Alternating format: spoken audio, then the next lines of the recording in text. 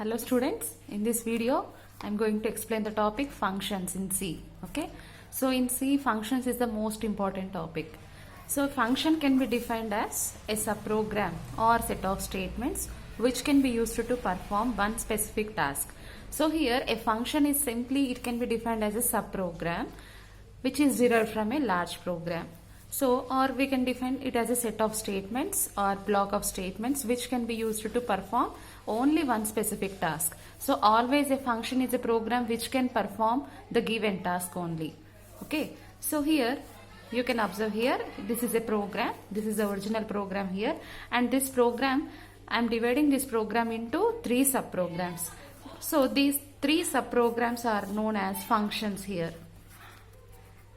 Okay, so the process of deriving the subprograms from a large program is known as modular approach. Modular approach is an advantage of C.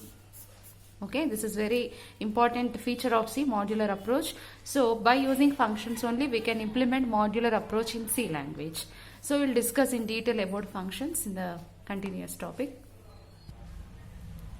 So here, to write a function based program in C language, we have to implement these three components in our programs. These are known as components of functions. So whenever we are writing function related programs, we have to define function prototype, calling function which is also known as function call, and the last component is called function or function definition. So by writing these three sections, we can write a function based program in C. So we'll discuss one by one. So here the first component is function prototype. So what is function prototype? This is the syntax of function prototype. Return type, function name, parameters list. Means in this function prototype statement, first we have return type. What is return type of the function? Return type value is always either void or int. And function name indicates our function name, and list of parameters, nothing but the variables which are involved in this function, that represented by parameters list. So coming to return type, so the value of return type always either void or int. So when we should write void as return type and when we should write int as return type. Okay, so if our function is returning any value, we write integer as return type. Okay, if our function is returning any value, then we use int as return type of the function. So if our function is not returning any value, then in place of return type we use the keyword void. So that is the difference between void and int keywords here as return type. Okay, so the examples of function prototype. So I am writing two examples here using void as return type and int as return type. So example 1 is using void return type. So when we have to use void return type here, if our function is not returning any value.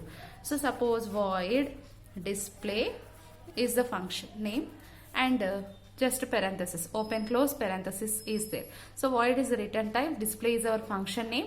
This is empty parenthesis, means in this function it does not have any parameters. Okay, so another function prototype statement is using int return type. Okay, so int sum of int x comma int y. Okay, so this is function prototype statement. So here return type is int and function name is sum, and parameters list is like x and y variables are there of integer type.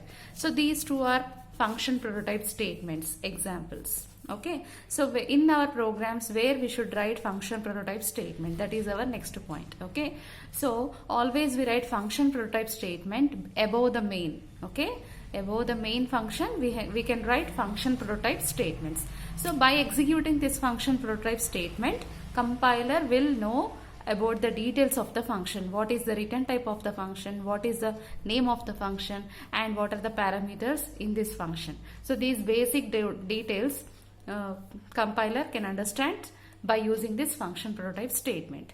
So next component is calling function or called function. Sorry, calling function or function call.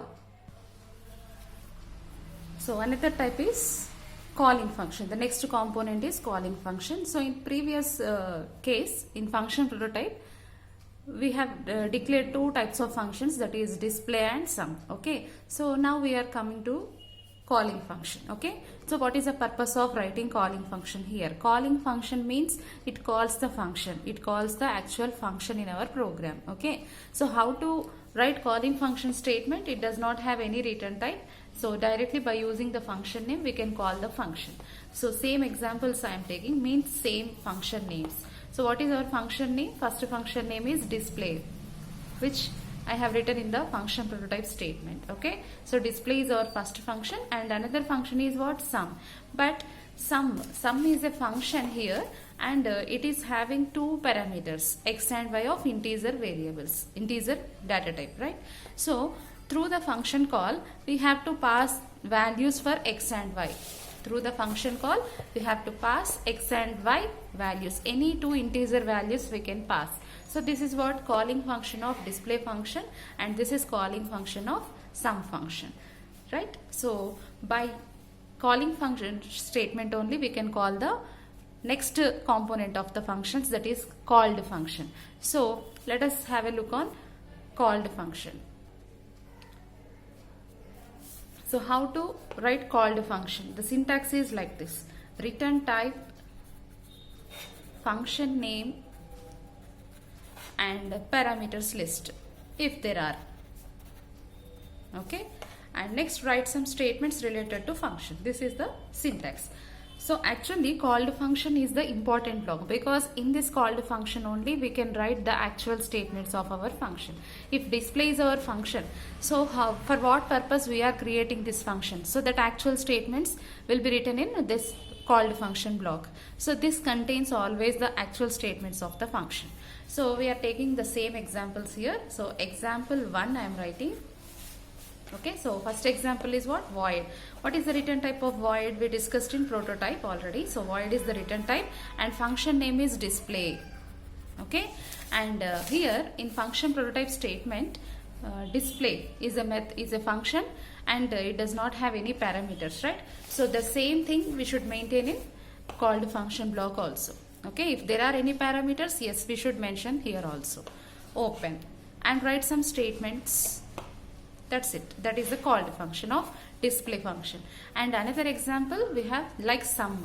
Okay, sum is our second function in our examples. So int is a return type, and sum is a function, and of course this is having parameters like int x, int y. Okay, which we have already written in function prototype statement. So same thing I am writing in called function also. So some statements related to this function. So to execute this called function block, we have to write calling function compulsory, because whenever compiler execute the calling function statement, it will automatically executes the called function block. If this statement is calling function of display, then immediately this block will be executed, display block will be executed. If the compiler is executing this calling function, the immediately compiler will execute this called function block. Okay, so that is the relation between calling function and called function. This is the example program for functions. Okay, basics and simple program this is. So these are the two header file inclusion statements. Regularly we include these header files in our C programs. And what is this statement? This is what? Function prototype. I already told you that above main we write function prototype statement. So this statement is function prototype. So by just seeing this function prototype we can understand the basic details. Void is the return type, sum is the function name, and x and y are the parameters in this function. Then start writing void main, clear screen, sum of 5, 6. So we know sum is what? Sum is the function name that we are creating. Okay, so sum is okay, sum needs here two values of x, two values for x and y. So we are passing 5 and 6, two integer values. So this is calling function. Okay, this is calling function statement. So whenever compiler executes this calling function statement, I told you that it will immediately executes the called function block. So whatever the values we are passing through the function call statement, that values will be copied in x and y parameters. So simply it will perform the addition operation like x plus y, and it will print the value. So after printing, okay, the output will be printed like sum is equal to 5 plus 6, that is 11. Okay, so after printing the output, then compiler immediately again goes back to the calling function statement, and it will execute the next statements in the main. That is the execution of function program. So I hope you understood this video. Thank you.